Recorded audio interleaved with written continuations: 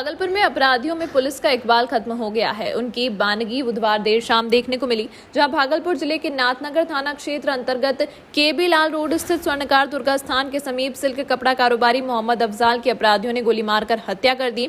इस दौरान अपराधियों के द्वारा कई राउंड फायरिंग की गई। मृतक के परिजनों ने बताया कि मृतक मोहम्मद अफजाल अपनी दुकान के अंदर बैठा हुआ था और कुछ काम के लिए जब वह बाहर निकले तब घात लगाए अपराधियों के द्वारा उस पर ताबड़तोड़ फायरिंग कर दी गई। अपराधियों के द्वारा चलाई गई गोली सिल्क व्यवसायी को लग गई और वह वहीं पर गिर गया। जिसके बाद दुकान में काम कर रहे उसके भाई जब बाहर निकले तब अफजाल को गिरा हुआ देखा। जिसके बाद आनन फानन में परिजन जवाहरलाल नेहरू चिकित्सा अस्पताल लेकर आए, जहां डॉक्टरों ने उसे मृत घोषित कर दिया। मृतक की पहचान नाथनगर थाना क्षेत्र अंतर्गत मोमिन टोला निवासी हाजी इमरान के पुत्र मोहम्मद अफजाल के रूप में हुई है। वहीं घटना के बाद इलाके में दहशत का माहौल है। घटनास्थल पर ग्रामीणों की भीड़ जुट गई है।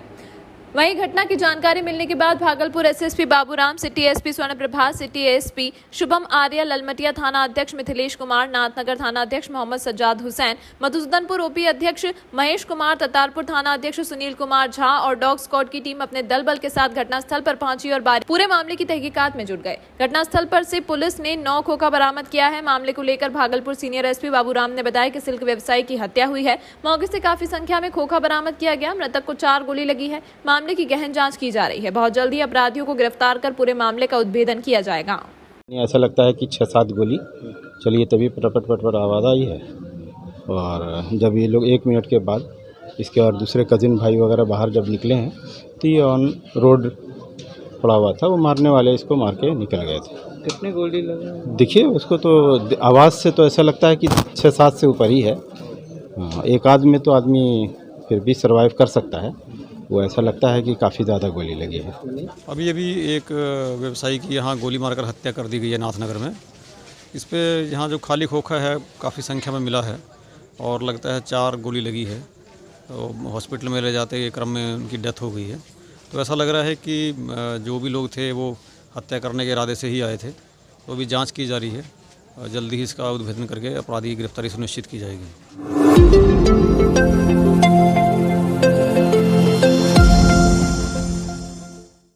बुधवार की देर शाम करीब 9:45 पर नाथनगर थाना क्षेत्र के मोमिन टोला निवासी सिल्क व्यवसायी अफजाल अंसारी की हत्या के बाद अब तक भी घटना में शामिल अपराधी पुलिस की पकड़ से बाहर हैं। उक्त घटना के बाद से मोमिन टोला समेत नाथनगर के अन्य इलाकों में दहशत का माहौल बना हुआ है। पीड़ित परिवार के सदस्य समेत स्थानीय लोगों ने पुलिस से कहा कि पुलिस की सुस्त रवैये के कारण इलाके में अपराधी खुलेआम घटना को अंजाम देकर पुलिस को चुनौती दे रहे हैं। आपको बता दें कि पुलिस घटनास्थल के इर्द गिर्द अब तक करीब 1 दर्जन से ज्यादा सीसीटीवी कैमरे खंगाल चुकी है, लेकिन कोई भी ठोस सुराग हाथ नहीं लगा।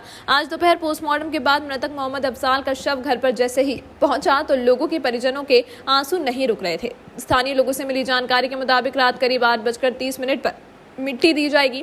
इस हत्या के मामले में मृतक अफजाल के चाचा हाजी इरशाद ने मोमिन टोला निवासी मोहम्मद इरशाद हुसैन के खिलाफ नाथनगर थाने में अपने भतीजे अफजाल की हत्या करवाने का आरोप लगाते हुए केस दर्ज कराया। भागलपुर के एसएसपी बाबूराम ने कहा कि मामले को अनुसंधान में पुलिस कई बिंदुओं पर जांच पड़ताल कर रही है। तकनीकी अनुसंधान के तहत भी जांच कराई जा रही है। जल्द ही घटना का उद्भेदन कर लिया जाएगा। दुकान से बाहर निकले हैं और गोली लग गया। फिर हल्ला हो रहा था तो हम लोग देखे तो देख रहे अफजाल भैया गिरे हुए हैं। कौन नहीं पता, कोई दुश्मनी कुछ नहीं है किसी से, पता नहीं क्या अच्छाई का है, बस अच्छा नहीं होना चाहिए। 1.5 घंटा 2 घंटा बाद और आके देख रही ऐसे ऐसे, जब ऊपर से चिल्ला के बोले कि आके क्या कर रही है पुलिस, इतना देर आई है और देख रहे, तब आदमी लोग को हटा रहा है, हटो तब काम आधा 1 घंटा और 1 घंटा के बाद शांति हो गया पूरा। क्या चाहते हैं? हम चाहते हैं इंसाफ मिले, जो है उसको भी सजा मिले। एंगल से मामले की जांच की जा रही है। अभी एफआईआर के लिए आवेदन प्राप्त हुआ है और इसमें जल्दी कार्रवाई की जाएगी, जल्दी उद्भेदन करके अपराधी की गिरफ्तारी की जाएगी। तो देखिए, जब तक रिजल्ट नहीं आ जाता है तब तक जो प्रोग्रेस अगर वो बताएंगे तो फिर उसमें कई तरह की दिक्कतें अनुसंधान में आ जाती हैं।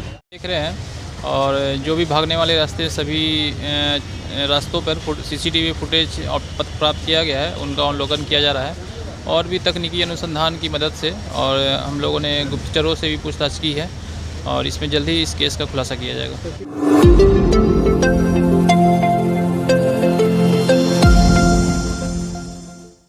भागलपुर जिला अंतर्गत नाथनगर थाना क्षेत्र के चंपानगर स्थित केबी लाल रोड निवासी सब्जी विक्रेता 48 वर्षीय दिनेश शाह की आज दोपहर हुई जोरदार बारिश के दौरान ठनकी की आवाज सुन गिरने से मौत हो गई। वहीं परिजन उसे आनन फानन में स्थानीय निजी क्लिनिक ले गए, जहां चिकित्सकों ने उसे मृत घोषित कर दिया। वहीं इस घटना से परिजनों का रो रो कर बुरा हाल हो गया है। मृतक काफी मशक्कत से सब्जी बेचकर परिवार चलाते थे। मिली जानकारी के मुताबिक मृतक दिनेश शाह घर में स्नान कर पूजा करने जा रहे थे। इसी दौरान ठनक की हुई जोरदार आवाज सुन गिर पड़े और उनकी मौत हो गई।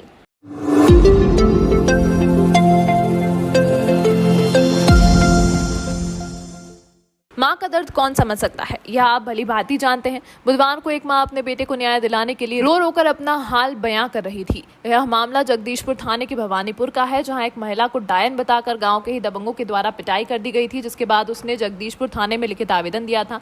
दबंग के द्वारा बार बार कैश उठाने की धमकी मिल रही थी। कैश वापस नहीं लेने पर उसके 9 वर्षीय पुत्र की भी जमकर पिटाई कर दी गई, जिससे उसकी मृत्यु हो गई।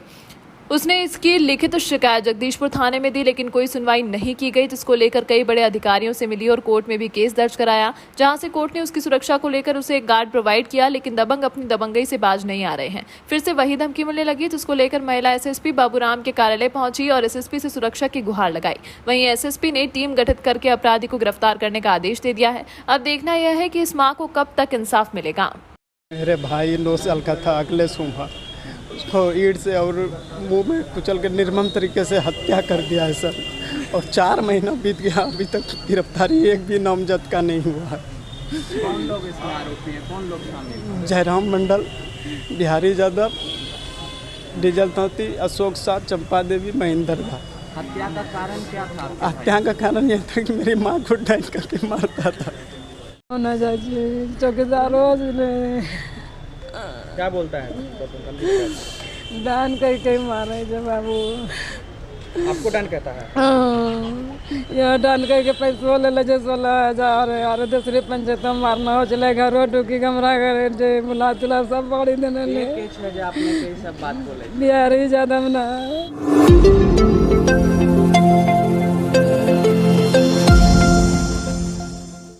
तिलका मांझी भागलपुर विश्वविद्यालय के बहुउद्देशीय प्रशाल में बिहार इतिहास परिषद का 2 दिवसीय 10वीं अधिवेशन का उद्घाटन कांग्रेस विधायक दल के नेता अजीत शर्मा, मुंगेर विश्वविद्यालय के कुलपति तिलका मांझी, भागलपुर विश्वविद्यालय के प्रतिकुलपति सहित गणमान्य लोगों ने दीप प्रज्वलित कर अधिवेशन का उद्घाटन किया। अधिवेशन में दिल्ली विश्वविद्यालय, कोलकाता विश्वविद्यालय सहित देश के अन्य विश्वविद्यालयों के साथ साथ प्रदेश के कई विश्वविद्यालयों के इतिहासकार इस अधिवेशन में शामिल हुए। सम्मेलन के दौरान इतिहास के 4 आयामों को लेकर चर्चा की जाएगी, जिसमें वर्तमान बिहार के इतिहास, प्राचीन बिहार का इतिहास, मध्यकालीन बिहार का इतिहास और समकालीन बिहार के इतिहास पर चर्चा होगी। वहीं अधिवेशन को लेकर कांग्रेस विधायक दल के नेता ने कहा कि इस तरह का अधिवेशन बराबर होना चाहिए, जिससे बिहार में लोगों को इतिहास के बारे में ज्यादा से ज्यादा जानकारी होगी और बिहार को पढ़ने में मदद मिलेगी।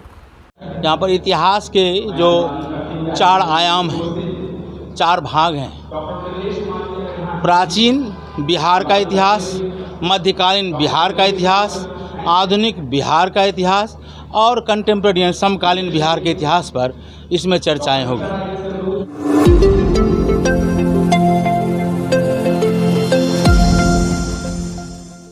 बिहार में नगर परिषद चुनाव 2022 का बिगुल बजते ही कहलगांव नगर परिषद क्षेत्र में विभिन्न पदों के लिए प्रत्याशी कहलगांव अनुमंडल सभागार में अपना नामांकन कर रहे हैं। इसी कड़ी में आज कहलगांव अनुमंडल अंतर्गत वार्ड नंबर 4 से निवर्तमान मुख्य पार्षद अजय कुमार मंडल वार्ड नंबर 4 से मुख्य पार्षद पद के लिए नामांकन पर्चा दाखिल किया।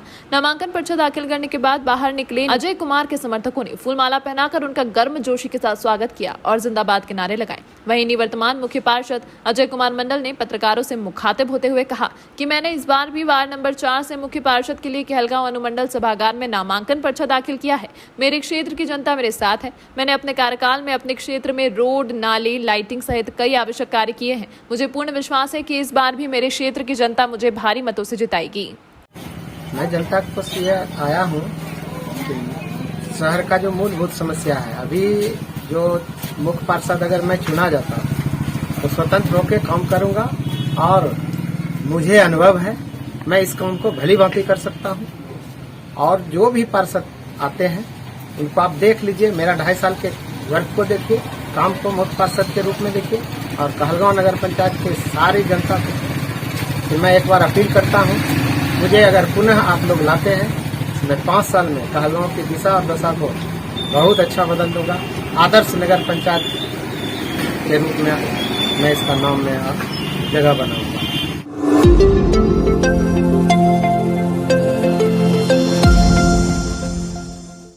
भागलपुर के जवाहरलाल नेहरू चिकित्सा महाविद्यालय के कैंपस में सफाई कर्मियों और सुरक्षा कर्मियों के द्वारा 1 दिवसीय धरना दिया गया। इन लोगों की मांग है कि यह लोग आउटसोर्सिंग कंपनी के तहत यहां पर काम कर रहे थे। 1 जुलाई 2022 को इन लोगों को ठेकेदार के द्वारा हटा दिया गया, जिसको लेकर यह लोग धरने पर बैठे हुए हैं। इन लोगों का कहना है कि आउटसोर्सिंग कंपनी के द्वारा फर्जी ठेकेदार के द्वारा इन लोगों को हटाया गया है। वहीं इन लोगों को अगर काम पर वापस नहीं लिया जाता है तो यह लोग उग्र आंदोलन करेंगे। इस धरना का वजह यह है कि हम सभी कामगारों को 1 जुलाई 2022 को बगैर सूचना दिए फर्जी ठेकेदार के द्वारा हटा दिया गया। हम लोगों का मांग है कि हम सभी सुरक्षा कर्मी एवं सफाई कर्मियों को पुनः काम पर वापस लाया जाए और ये जो फर्जी ठेकेदार हैं जिसके पास कोई लाइसेंस नहीं है, जिसके कोई प्रोप्राइटर नहीं है, उसके लाइसेंस को रद्द किया जाए। अगर ये हमारी मांगों को पूरा नहीं करते हैं तो हम लोग आगामी 7 दिनों के अंदर उग्र आंदोलन पर उतारू हो जाएंगे।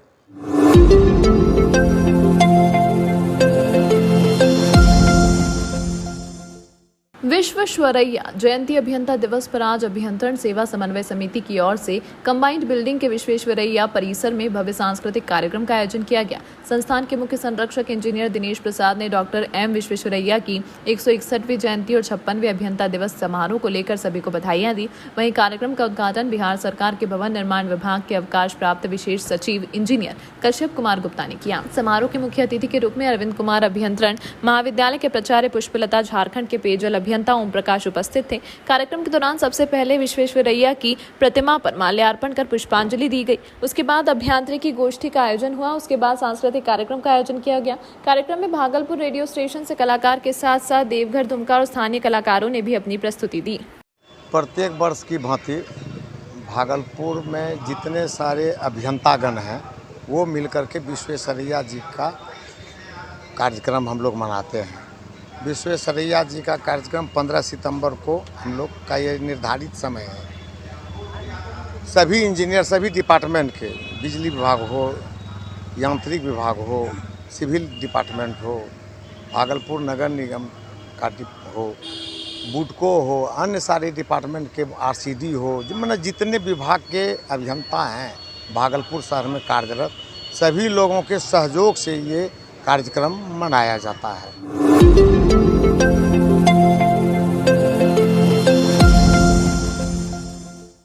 बिहार सरकार के पूर्व उद्योग मंत्री सैयद शाहनवाज हुसैन ने नाथनगर में सिल्क व्यापारी मोहम्मद अफजाल की अपराधियों के द्वारा गोली मारकर हत्या किए जाने के मामले को लेकर नीतीश सरकार पर जमकर निशाना साधा है। उन्होंने कहा कि सिल्क सिटी में हमेशा अमन और चैन रहता था, लेकिन बेखौफ अपराधियों ने हत्या की घटना को अंजाम देकर इलाके में खौफ का माहौल पैदा कर दिया है। वहीं मुख्यमंत्री पर निशाना साधते हुए उन्होंने कहा कि आपराधिक मामलों को जात बिरादरी के चश्मे से नहीं देखा जाना चाहिए। अपराधी किसी भी जात के हों, वह सिर्फ अपराधी होते हैं। वहीं उन्होंने सरकार और प्रशासन से अपराधियों को जल्द गिरफ्तार कर सजा दिलाने की मांग की है। देखिए, ये बहुत दुखद है कि जो भागलपुर है, जो सिल्क सिटी है, जहां पर अमन चैन था, आज वहां अमन चैन नहीं। वो अफजाल अंसारी जो सिल्क उद्योग के व्यापारी थे, सिल्क इंडस्ट्री में बड़ा काम कर रहे थे, मैं उनके परिवार को जानता हूं, एक बेहतरीन परिवार से वो थे और सिल्क इंडस्ट्री में अच्छा काम कर रहे थे, और थाने के बगल में ही उनको गोली मार दी गई। 5-6 गोलियां उनके अंदर लगी, कई राउंड गोली चली, अपराधी बेखौफ गोली मारकर चले गए। क्या होगा बिहार का? पहले बेगूसराय में, उससे पहले पटना में, और भागलपुर के अंदर जो अफजाल अंसारी जो उद्योगपति हैं सिल्क के, उनकी जो हत्या हुई है, ये दुर्भाग्यपूर्ण है। अपराधियों को सख्ती से उस पर कार्रवाई करनी चाहिए।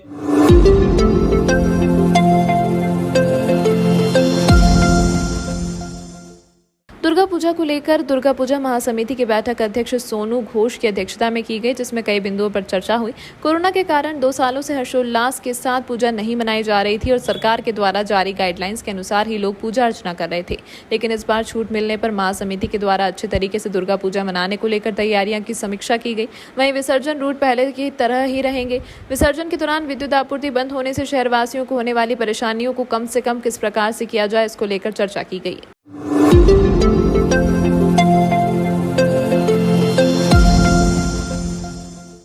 बिहार की राजधानी पटना से मुख्यमंत्री नीतीश कुमार ने मुख्यमंत्री ग्रामीण सोलर स्ट्रीट लाइट योजना का शुभारंभ रिमोट बटन दबाकर वीडियो कॉन्फ्रेंसिंग के माध्यम से किया। कार्यक्रम के दौरान उप मुख्यमंत्री तेजस्वी यादव भी कार्यक्रम में मौजूद थे। वहीं मुख्यमंत्री नीतीश कुमार ने कहा, सोलर स्ट्रीट लाइट योजना की शुरुआत होने से गाँव की तस्वीरें पूर्ण रूपेण बदल जाएंगी। इसी बाबत आज भागलपुर के समाहरणालय स्थित समीक्षा भवन में जिलाधिकारी सुब्रत कुमार सैन के अलावा कई पदाधिकारी मौजूद थे।